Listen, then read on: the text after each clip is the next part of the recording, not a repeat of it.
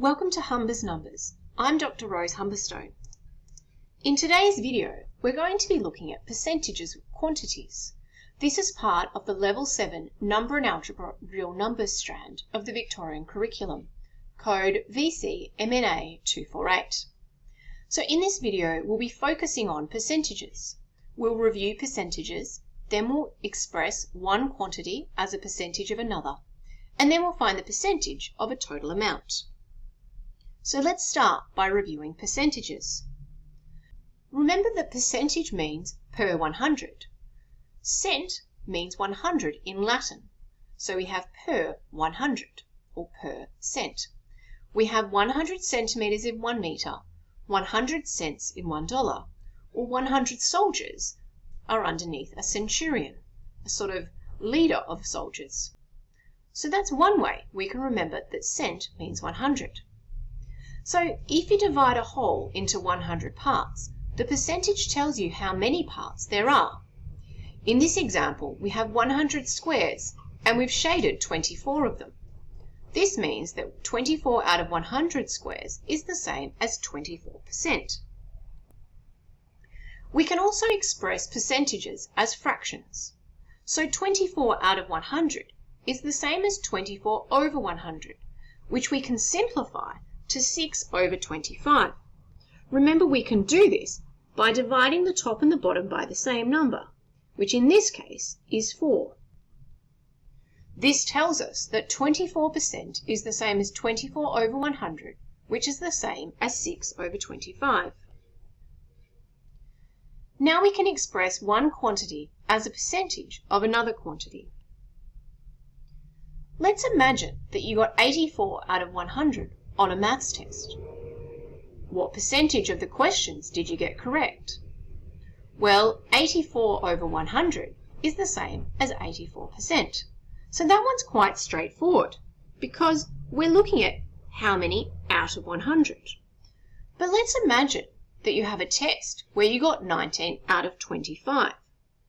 Well, in this case, you need to convert your denominator to 100. So here we've multiplied by 4. So 25 times 4 gives me 100, and 19 times 4 gives me 76. That is, 19 over 25 is 76 over 100, and 76 out of 100 is 76%. Alright, now we're going to find the percentage of a quantity. Essentially, this is working backwards. So let's imagine that you got 80% of the questions correct on a test out of 20. Well, we're going to think of this word of as being like times. So 80% of 20 is the same as 80 over 100, that's our 80%, times is of, and then 20. Remember, the whole number 20 is the same as 20 over 1. So that means that we have 80 over 100 times 20 over 1. I can then simplify. 120 have a common factor of 20, so that's 1 and 5 here. So I have 80 times 1 and 5 times 1, or equivalently 80 over 5, which is 16. So that is, if you get 80% of questions correct on a test out of 20, then that means you've got 16 questions correct. Alright, now that we've been through a couple of examples, it's your turn to have a go. I've got 4 questions for you. The first 2 are on finding the percentage of questions you got correct, given 2 numbers, and the second 2, you're going to be given the percentage and you need to find how many you got correct, or in the last case, how much an item has been discounted by. I'd suggest you pause this video and have a go at each of the 4 questions, and then come back and see if you got your questions correct.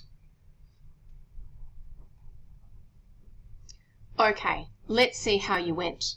For the first one, we had 18 out of 20. So converting to a denominator of 100, that means I've multiplied by 5. So that's 90 over 100, so 90%.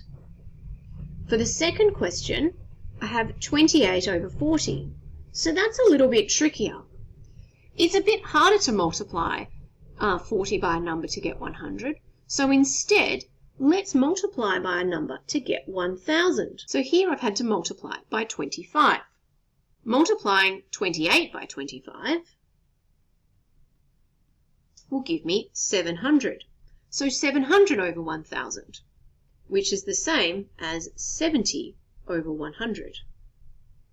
Therefore, I have 70%. All right, question 3. Find how many questions you got correct if you scored 70% on a test out of 25. So 70% is 70 over 100 of times 25 over 1. So simplifying here, 125 is 4 and 1. So then I have 70 divided by 4, which is 17.5. So I must have got half mark there somewhere. And lastly, question 4 is a bit of a trickier one. A store has a 20% off sale. Find how much an item is discounted that originally cost $230. So that is, we want to find what is 20%, or 20 over 100, of times 230, which I express as 230 over 1. Obviously, I can cancel down by 10 here and here. So I have 2 over 1 times 23 over 1, which is going to be $46.